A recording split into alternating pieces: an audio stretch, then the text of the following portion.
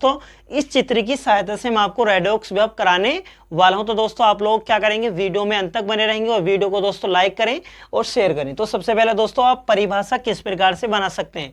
अगर आपको दोस्तों परीक्षा के अंदर परिभाषा याद ना है, आप क्या करें भूल जाएं, तो आप तुक्का किस प्रकार से लगा सकते हैं, वो भी करेक्ट तुक्का, जो एग्जामिनर आपका एक भी मार्क्स नहीं काटे। तो दोस्तों देखो ये क्या है, एक सेल है। क्या है, एक सेल है। वो कैसा सेल है दोस्तों, डेनियल सेल है। ठीक है, तो दोस्तों आप देखो इसकी क्या बना सकते हैं, परिभाषा आसानी से लिख सकते हैं साथ साथ। देखो ये क्या है, एक सेल है। तो आप कह सकते हैं जब किसी सेल में, तो ये क्या है, एक सेल में, तो लिख सकते हैं जब किसी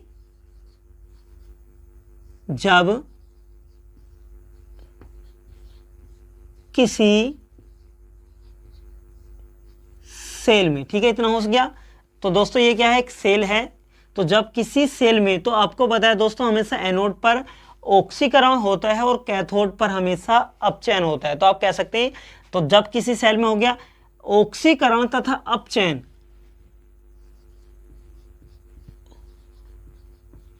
ऑक्सीकरण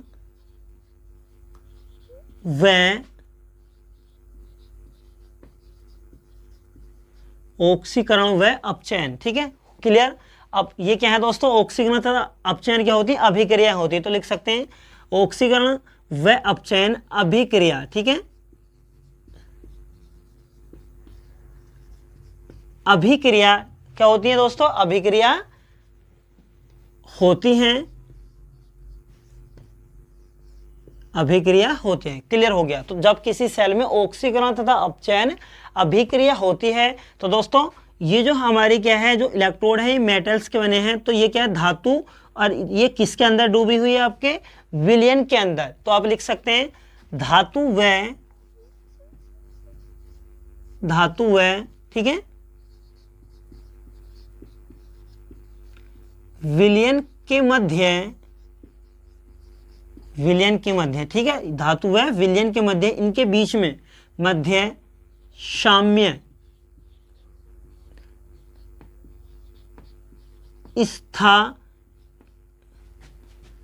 स्थापित हो जाता है। ठीक है, साम्य स्थापित हो जाता है। क्लियर, यहां तक आप बिल्कुल आसानी से लिख देंगे। यानी जब किसी सेल में ऑक्सीकरण व अपचयन अभिक्रिया होती है, तो धातु व विलयन के मध्य क्या होगा, साम्य स्थापित हो जाता है। तो इस साम्य में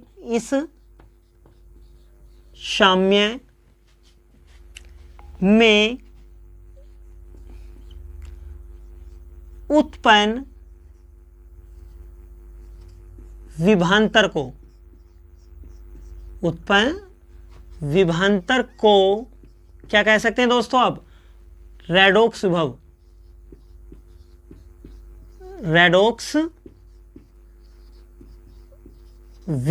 कहते हैं।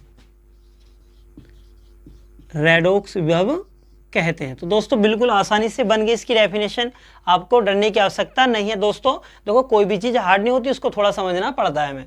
तो आप देखो यहाँ से बना लेंगे, जब किसी सेल में ऑक्सीकरण व अपचयन अभिक्रिया होती है, तो दोस्तों धातु व किसके, विलयन के मध्य एक साम्य विस्थापित हो जाता है। इस साम्य में ही दोस्तों, ठीक है, इस साम्य में जो क्या होगा, हमारा एक विभवांतर बनता है, एक विभवांतर उत्पन्न होता है। क्या होता है, विभवांतर उत्पन्न होगा। इसे ही क्या बोल देंगे, इसे ही हम रेडॉक्स विभव कहेंगे। इसे ही क्या बोल देंगे दोस्तों, हम रेडॉक्स विभव कहते ही होगी इसकी डेफिनेशन। ठीक है, ये क्या होगी दोस्तों, इसकी डेफिनेशन हो गई।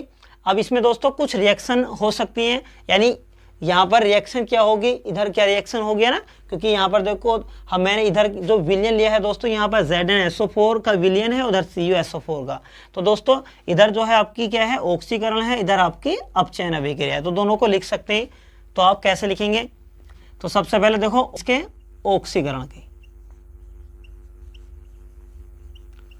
ठीक है, ऑक्सीकरण अभिक्रिया। ऑक्सीकरण अभिक्रिया किस प्रकार से, आपको पता है दोस्तों, आपने पढ़ा होगा ऑक्सीकरण अभिक्रिया में हमेशा इलेक्ट्रॉन बाहर निकलते हैं। जो यहाँ पर ये धातु किसकी है दोस्तों, Zn है ना, जिंक। तो Zn है, क्लियर। अब Zn से क्या होगा दोस्तों, हमेशा क्या निकलता है, कितने इलेक्ट्रॉन निकलते हैं, 2 इलेक्ट्रॉन बाहर निकलते हैं। तो Zn जितने इलेक्ट्रॉन निकलते हैं इतने पॉजिटिव और +2 इलेक्ट्रॉन निकल गए। ठीक है, इसको क्या बोल सकते हैं हम, इसको ऑक्सीकरण अभिक्रिया बोलते हैं।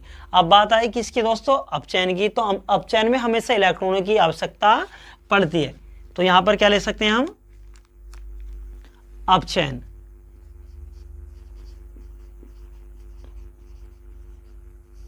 अपचयन अभिक्रिया। तो अपचयन अभिक्रिया में क्या होगा, तो दोस्तों उधर जो हमारी इलेक्ट्रोड है वो Cu की है। Cu आपको पता है दोस्तों, इसमें इलेक्ट्रॉनों की आवश्यकता पड़ती है। तो Cu पर कितना चार्ज होता है, +2। तो कितने इलेक्ट्रॉनों की आवश्यकता है अभी दोस्तों, कितने की, यानी जब किसी मेटल्स पर जितने चार्ज होते हैं उतने इलेक्ट्रॉन दोस्तों क्या कर देता है, दान कर देता है।